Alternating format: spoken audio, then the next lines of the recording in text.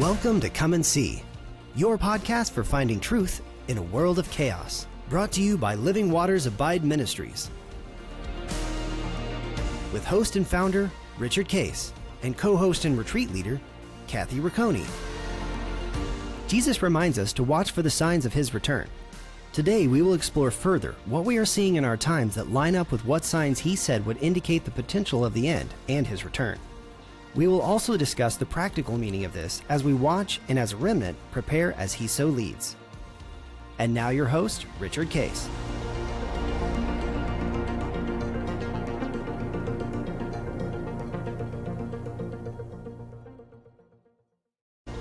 Well, good morning, everybody. This is End Times Friday, and we're in part two of our update on Israel with Eric Sirkin. He's now from Tel Aviv, and so appreciative of that. We're missing our other friend, Rabbi Ephraim. He's had a conflict this time. He couldn't tape, but he'll be on again. And we have Denny. And last time we discussed, if you didn't hear last time, go back and get last week's update on Gaza. And actually, the end of it is Eric gave a great summary of literally 75 years of nonsense with nowhere really to go with it. And the only thing Israel can do is just try to attempt to observe and make sure they don't come to a point where they can attack them again in a big way.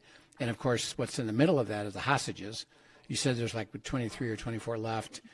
And of course, Hamas knows if they give them up, they're actually in a position where Israel could really go in and really completely wipe them out. So they're not going to give them up easily. So it'll be interesting to see how that plays out. And of course, the families, as Eric described it, the families and groups of people in Israel are saying, hey, let's make sure we get all those hostages back, which are causing division in the government. But there's not much they can do yet at that point. But we want to talk and kind of bring up now the North. So Eric, why don't you give us an update on Hezbollah and Lebanon and the demilitarized zone, and what's all happening up on the north, and are the people resettling, and what's happening up there? So in the north, let's focus on Lebanon and Israel. In the north, the IDF maintains 5 small positions, right, abutting on the border across what they call the blue line, which is the armistice line between Lebanon and Israel. It's not a real border because it was agreed upon during an armistice agreement in 1948 after Lebanon attacked Israel. And they maintain those positions, and they also there's the largest peak in what's called the Levant. The Levant are a series of countries which include Israel, Jordan, Syria, and Lebanon. And the highest peak in all 4 of those countries is what's called Mount Hermon, and the bulk of it's inside the Golan Heights in Israel. And there's a part of it that also extends into Lebanon and a little bit into Syria. And Israel is now basically, the IDF has taken positions commanding the entire thing, which gives them a lot of visibility into both Lebanon and Syria. Between that and those 5 strategic positions abutting the border, it gives the IDF surveillance capabilities inside Lebanon to make sure that Hezbollah doesn't launch any more drones. As your listeners may recall, during the height of the Hezbollah attacks on Israel, their most successful armament were these kamikaze drones they would send in, and they would fly at low altitudes until they reached near their target, and it was very difficult for Israel's radar to pick them up and then take them out. Israel got a little bit better on it and was working on technology to stop all that, but the part of the problem was that given the border or the area between the 2 countries, it's like you're on the downslope of a hill, unable to see on the other side of the peak. And so that was our problem. But with these 5 locations and that top of Mount Hermon, we're able to see, so those drones are becoming less of an issue. In the meantime, there are actually discussions face-to-face, I think for the first time in history, outside of some, I'm sure, things going on in the background, between Lebanon and Israel, sponsored by the United States and France, that are talking about determining the final borders between the 2 countries. Doesn't mean there's going to be a peace treaty between the 2 countries, or even if there was one, it would mean much, given Lebanon's instability, but it'll finalize the borders, which are pretty much finalized anyway. But there's this one small area that's still under discussion. And so those are taking place. Nothing's been announced yet.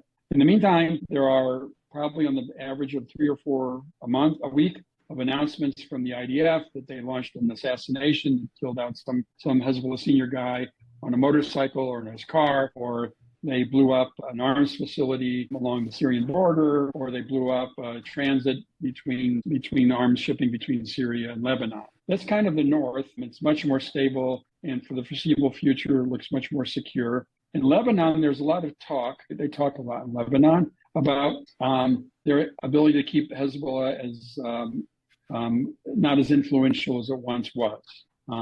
But in the words of a lot of the Arab Gulf leaders, Lebanese government is extremely corrupt, even the existing government, without Hezbollah being a force. So relying on its ability to maintain, its rule is not a good bet. And so Israel can't rely on it. But it seems like the freedom of operation, as we call it here in Israel, if it can be maintained within Lebanon, which looks like it's going to, then Israel can probably, on an ongoing basis, maintain Hezbollah as a weaker player than it used to.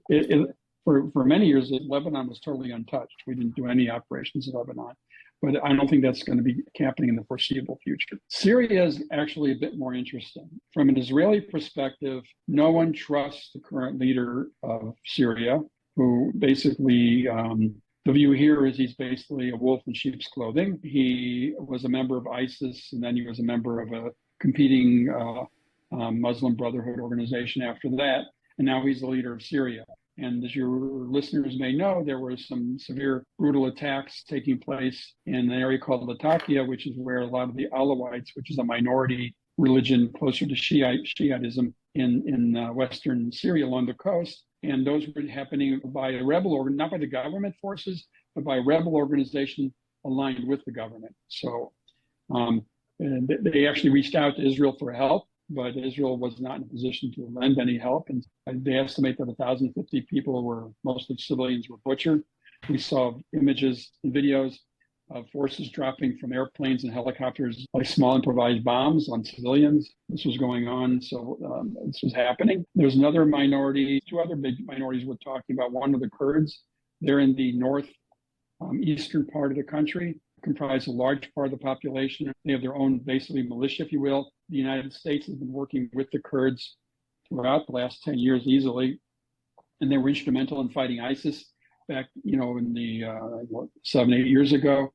And they, according to the announcements, they've reached an agreement with the provisional government where they're going to merge their forces with the provisional government, and in return, they're going to get autonomy so they can teach their own language in their school systems, and they can have their own media and things like this without being oppressed.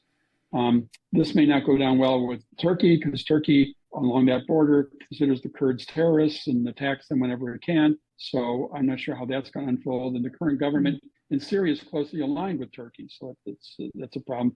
There are analysts here in Israel that think that maybe all we've done is swap out Iran for Turkey in Syria. I'm not sure it's quite so serious, but that's one way of looking at it. And the other interesting minority in Syria are the Druze. The Druze, for your listeners, they're a religious group comprising maybe a total of maximum maybe 3 million distributed across Israel, Syria, and Lebanon.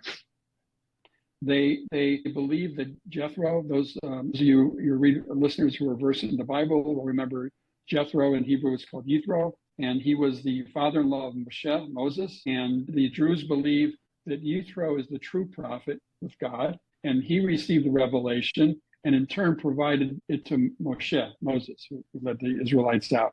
And there are all kinds of episodes in the original 5 books of Moses that talk about Yithro, and there's a whole passage. And they feel like they're brothers to the Jews, and I think we feel the same way. And they serve in the army here in Israel. And the Druze in Syria have reached out to Israel for protection. And it's not being announced publicly, but I believe there are troops, Israeli IDF troops in Syria, in some of these Druze towns in southern Syria, doing reconnaissance and working with the population. Aid has been brought in by Israel into these communities, humanitarian aid to make sure that they're fed. And in some of these communities have actually asked to be annexed by Israel, but I don't see that in the future.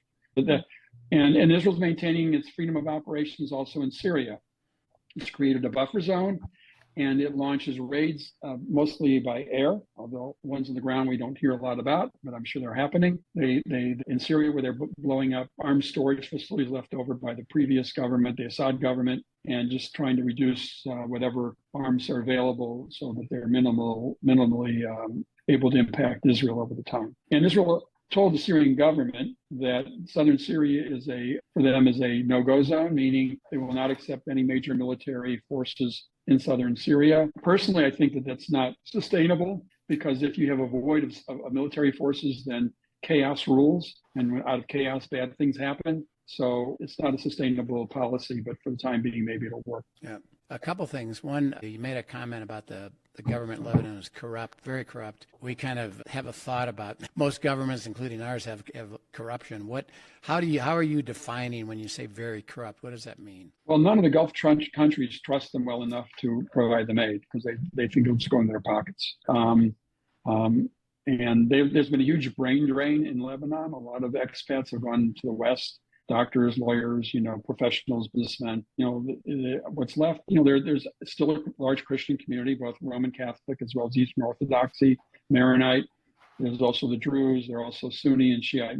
So it's a big mix of a lot of different ethnic groups. And governing it's very challenging, even without all this stuff happening. So, but they're just basically saying we're tired of wars. So they would like to come to some kind of accommodation with Israel. I don't think they'll join the Abraham Accords, although there's some talk in the press about it. My opinion is they'll wait for if Saudi Arabia were to join the Abraham Accords, I think Lebanon would follow soon after. But I'm not sure that's going to happen. For Americans, we view this very strange neighbor in Mexico having both a government and then at the same time sort of being controlled by these huge wealthy cartels. And it's hard to know where the dividing line there works. Is that similar to the way you would think of Lebanon and Hezbollah? To some extent, there is a drug trade. There's a drug called Captagon, which is I think an amphetamine of some kind. In Syria, mostly Hezbollah was the largest manufacturer and exporter of this drug. And most people suffering from this addiction were people in the Gulf countries. So the Gulf countries were trying to get that trade to stop. And I don't know how much is still going on. There's probably still some of it going on. Hezbollah is very, very big in the drug trade. And I don't know how much of that's still going on inside of Lebanon now. But it's just general, officials just, you send money, it goes in their pockets. It doesn't go to where it's supposed to go, or, to really help the people there. So they complain a lot about the government, but things seem status quo and stable. Are the Israelis who live on the north, are they all resettling again back into normal living? Or it's slow. The school term won't end until about June here, and I think then there'll be a major effort to push the families to go return, because a lot of people don't want to interrupt their kids in the middle of the school year to go switch to a brand new school, and it's still in its formative stages. So I think come summer there'll be a big push to get the families back in. There's a lot of rebuilding that needs to go on. There's been money in the budget to take care of some of that rebuilding in the north. There are some small cities that need to be basically leveled and rebuilt along the border. Some of that's going on, and so some rebuilding going on in the Gaza periphery as well. Those who have resettled or have not resettled to go back to their homes, are they still getting government aid in staying where they're at? Are they beginning to just work into society, into new jobs, into new homes? What does that look like? It's a mix. I think that there's some still going on, although the government says it's not, but I don't know how these people are making it financially. There are a lot of people that, but it's not a big country, so you can drive from the center of the country to the north in 2 hours, or take a train. And so some people are probably commuting, or they're split families. Maybe the husband's reestablishing the business in the north or working in a factory in the north, and the mother and the kids are here, and they're together on the weekends. It's a mix of everything at the moment. Okay. I think they'll return soon. I think quite honestly, I think the border there is more secure than it's been in at least 12 years. That's what I was going to ask about it. When this all began, the talk was that over the preceding years, hundreds of thousands maybe of rockets and some of them very smart bombs had been put along that border. Has most of that been destroyed as a result of the fighting? No, it's amazing. In the beginning, the IDF was just confiscating all. They have warehouses, most of them underground now. They have huge arsenals of weapons they confiscated from Hamas. There was some discussion in the country that maybe they should give them to the Ukraine. There's a concern here about pissing off the Russians here in Israel, because there are a lot of Israelis that came from Russia. Their relations with Russia are not, hunky dory, but they're reasonable, and there's some cooperation that happens between the two countries regarding Syria. So that hasn't happened. So I don't know what's going to happen, but it's a huge arsenal of weapons that are confiscated. Is what's left? Is what's left in the Hamas control? I mean Hezbollah control. Is it now down to a defensible level? Yeah, I think the feeling is the IDF is that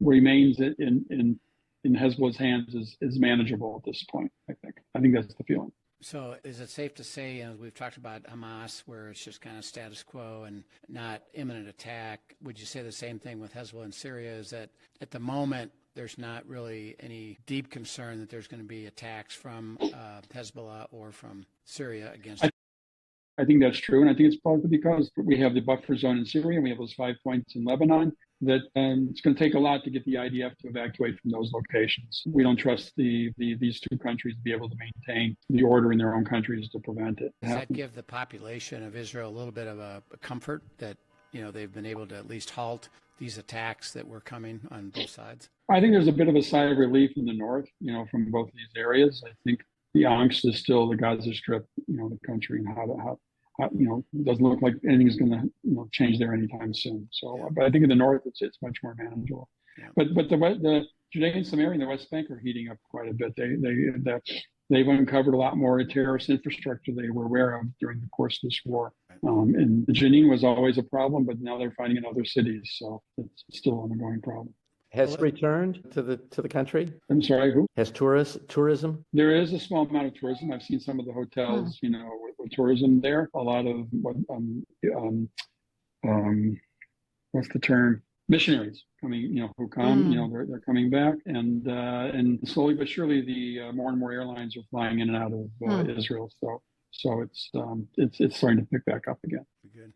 Well, let's turn to the real problem, which is Iran. What we hear here is that they've said, we're going to continue to work toward developing nuclear weapons. Obviously, Trump is saying, well, I'm not going to let that happen. Netanyahu is saying he's not going to let that happen. What is happening with Iran, and what is the strategy there? Well, I'm not sure I'm privy to know. I think most of us here in Israel expect, or I would have expected by now already, but it looks like there's some time frame now because Trump has announced 2 months or something during which if nothing gets resolved peacefully, that there'll be other courses of action taken. The United States CENTCOM, that is the forces here in the Middle East, launched a pretty massive attack on the Houthis in Yemen. And basically the statement being made by the White House is, those are going to continue until you stop threatening the waterways. And there was a cruise missile launched by the Houthis yesterday that was intercepted by, it arrived today. It was intercepted by the IDF in Israel. But so Trump sort of said, this is a warning for Iran, who provides support to the Houthis. Okay. So here's some things I do know. Around 2 weeks ago, there was a major joint drill between the American U.S. Air Force and the Israeli Air Force over the Mediterranean. And in that drill, there were, I think, 2 B-2 strategic bombers. These are the big high-flying bombers that can, I think, drop major ordnance, and they were drilling together with Israeli fighter jets, all of which were built in the U.S. But they're modified here in Israel, but the basics are built in the United States, and they were drilling together. And there's only one operation that would involve both types of aircraft, and that's going to Iran to take out the nuclear facilities. Now, was this a way of warning Iran because it wasn't so secret? Or was this a true drill that's going to take place? It's anybody's guess. I don't know. I think I, for one, would be surprised, perhaps pleasantly surprised, if the U.S. actually participates with Israel in attacking the nuclear facilities in Iran. I'm not sure many of us expect that, but I don't think there are any Israeli pilots capable of flying a B-2 bomber. So I don't know exactly what all that means. And we don't have any B-2 bombers in our fleet. So, I think the feeling here is that, now is the time, The real solution in Iran has to be regime change, ultimately. And when you read, and I listen to, podcasts and the people from Iran being interviewed, the situation amongst the civilian population in Iran is unbelievable. It's, no one's having children. There's no water, there are no resources, there's no money. It's just terrible. But historically, there's never regime change until there's a leadership that can be visible and draw all the forces together to actually launch a revolution of one kind or another. And there's nothing like that emerging in Iran because the government, the regime is so able to destroy anything when it starts to emerge like that. So I don't know what the future holds there. I don't see anything in the near future other than just more misery. The Persians they're a proud people. I mean, they've been around. They had a huge empire. Right before Alexander the Great took it over, and there's been a Jewish community there for 3,000 years almost. So it's a shame to see a society like that so destroyed. Is there a confidence in Israel that they are absolutely not going to allow Iran to get to the nuclear weapon stage? Well, that's the talk. I mean, that's, Netanyahu's been saying that for, 8 years, as far as I can remember. And, there's a lot of a lot of people here who aren't voters for Netanyahu say he's all talk and never does anything. I don't know. There's whatever if Israel does it alone, it will have to coordinate it in advance with the United States, because the expectation would be that Iran would retaliate with a large number of missile fire, and we would need U.S. support in terms of helping defend ourselves. Although a lot of those missiles, anti-missile missiles we've managed to replenish our stock now. Because most of those are home built, those anti-cruise missile systems. So I don't know. It's anybody's guess. I would have thought by now already something would have happened, but maybe it's 2 months away. I don't know. And one final topic before we run out of time, but how much longer will the Netanyahu government stay in power before they will be forced to have another election? This government is staying together. I don't know how. There was a party of 4 that joined the coalition. They were renegades who left Likud because they couldn't stand Netanyahu, led by a guy named Gideon Sa'ar, who's now our foreign minister. They've now rejoined, and they've announced that they're remerging the parties back to Likud. And so next election, there will not be a separate party. And then after the IDF started attacking Gaza again, the extreme right-wing party rejoined the coalition. So the coalition's got a lot of votes, but they have to vote in a budget by the end of this month. Otherwise, the government automatically falls. And the threats are that if the ultra-Orthodox claim that if there isn't a bill that exempts them from the draft passed, they will not vote in favor of the budget.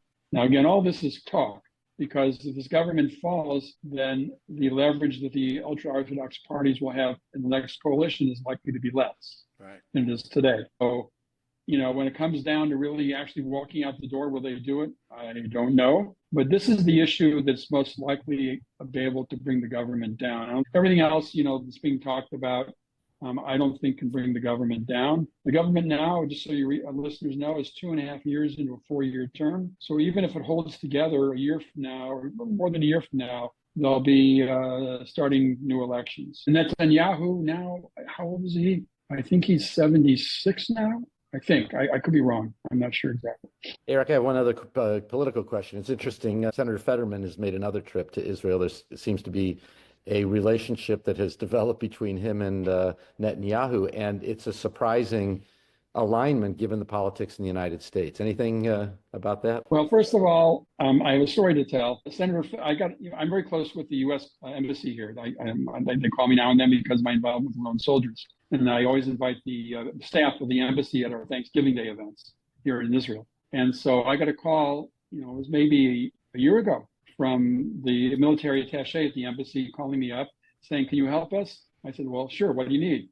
He said, "Well, Senator John Fetterman's in the country and he wants to meet with soldiers." I said, "Okay, we can arrange that." When? Tomorrow. So we scrambled. We found all these lone soldiers, and we had a meeting with. And I had a chance to personally meet and shake hands and actually spend a conversation with Senator Fetterman. And just so your listeners know, I turned to him at this conversation. I said, "Senator Fetterman, you don't hear this often enough, but those of us living outside the United States need you to know that we need your voice, and your voice needs to be loud, because a world without the United States as the leader of the free world is a terrible world to live in. And I dread should that ever happen. And it's people like you whose voices need to be heard in order to maintain the United States, the leader of the free world."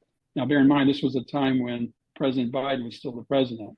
And so I said that before talking, he met with the soldiers, and so he was great. So yeah, he's back visiting again, and you know, look, I'm not sure this is the right forum to be discussing U.S. politics, but you know, the Democrats are still, I think, in my view, still trying to figure out what happened to them in the election. And I think, you know, the two leading Democrats, maybe there are three, who really, I believe, from what I can read, understand what happened. It's Senator Fetterman, it's Congressman Richie Torres in New York, and it's, who am I missing? It's the third person I think understands. It's listening to mine right now. And, you know, from what I know and see, they talk the traditional Democratic Party language, which seems to have changed in the last, probably since President Obama was president, the party changed. But, you know, this is, you know, the working class and how to help, you know, the unions. I mean, look, the unions were one of the bellwethers of the Democratic Party. You know, that's changed now too.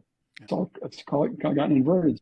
Yeah, so he's here now, and you know, look, there are always, you know, voices, you know, certain voices in the parties that, you know, that say things. I don't know, you know, when it comes down to it, I'm not sure. The Democratic Party has sort of shifted its alliances away from Israel, I would say. But I don't know, you know, things are dynamic and changing. I think I read the Free Press, you know, by Barry Weiss quite a bit. I'm subscribed, and I encourage. I think it's a very good publication. They've named this thing called the vibe shift. They say there's now a shift away from you know, DEI and all these other movements, and they call it the vibe shift. That's the thing they give. It's sort of turning away from those movements. I don't know what remains to happen in the United States. That's interesting. Well, thank you so much, Eric. We look forward to catching up next month. And as we all know, that in 20 days or so, lots happen and lots changes. So we'll be excited to hear. Thank you for your insight, your knowledge, awareness, and of course, you spend a lot of time doing you know, connection and research, and we so appreciate it. We're so privileged to have you. So thank you so much, and we will look forward to having you again.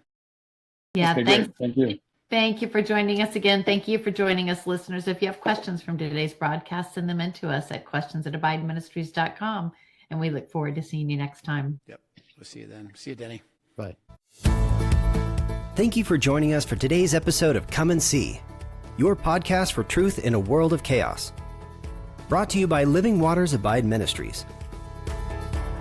Send us your questions and comments, and tune in tomorrow for more answers to your personal questions about living life in God's truth. Remember, God's will is best and none better. His truth brings peace in this world of chaos.